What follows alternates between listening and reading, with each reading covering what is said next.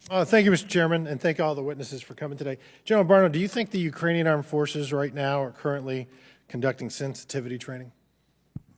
I have no knowledge of that, but I would be surprised. Yeah, and probably not concerned about pronouns either, maybe more concerned about the 100,000 casualties they've suffered at the hands of the Russian aggressor, probably more focused on the 20,000 plus civilians that have been indiscriminately murdered by the Russian regime.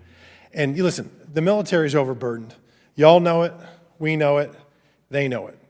And not, wasting time on valuable, quote unquote, training like sensitivity training, diversity, equity, inclusion.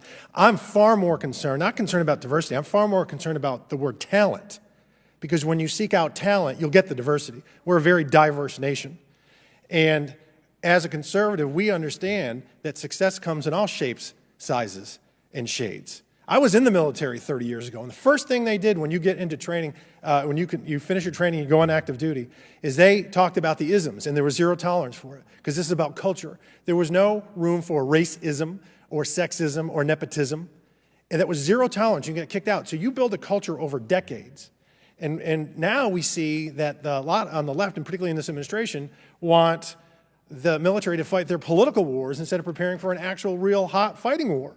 I'm on the Armed Services Committee, we had the Joint Chiefs of Staff chairman sitting in the witness chair and saying that he wanted to understand white rage, and he's white. That's a political statement. General Barno, do you think that there's a serious problem in today's military with political extremism? I think political extremism exists in the military as it does in society, and I know that it's not tolerated in the military. Yeah, sir, but do you think it's a serious problem? It's a very serious problem with any individuals that serve in uniform that believe in those beliefs. Yeah. I think there's one too many, but it's clearly not a serious problem because after much pulling of teeth and gnashing, we got some answers that in 2020, do you have any idea how many Army, active duty, or Guard or reservists were separated for military political extremism? No, I do not. It was 9 out of 1.1 million. The Marine Corps, out of 222,000 active and reserve, it was 4. I don't believe that's a serious problem. We had the Secretary of Defense stand down the military in a staggered fashion and probably burned at least $230 million on training to remove, they're worried about 9, 4, I mean, a couple of dozen. I think that was a terrible waste of taxpayer money. We can't read our recruiting goals. And when we start seeing 20,000, my contacts in the Army are saying that we're going to miss our mark by 20 or 30,000 this year. I hope that's not the case. But you keep doing that year over year, you're not going to have a military. We lose the military, and we're not lethal, and we can't deter, and we can't project power. We're going to lose this country. It's a massive problem.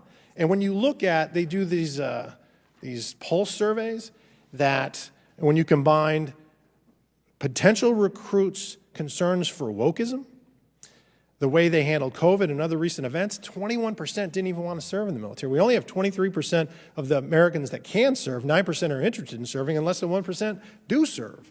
So I'm very concerned about the direction. I don't want my military to be, I don't want Democratic generals, and I don't want Republican generals. Damn it, I want American generals. I don't want to know your politics. We have some that serve like that, and then we have others that are serving political masters and wearing their ideology on their sleeve and then shoving it down the American people's throats. We don't want that. That's the one thing that unites us, is our military. And I don't want this administration to deter that very narrow pool to service. Because if you grow up not loving this country and believing it's worth fighting for, you're not going to serve.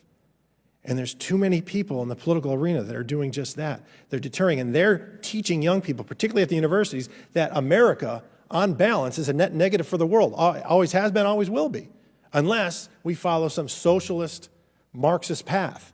I wanted to tour North Korea. I wanted to tour Venezuela. I wanted to tour Iran, and I especially wanted to detour Russia and China.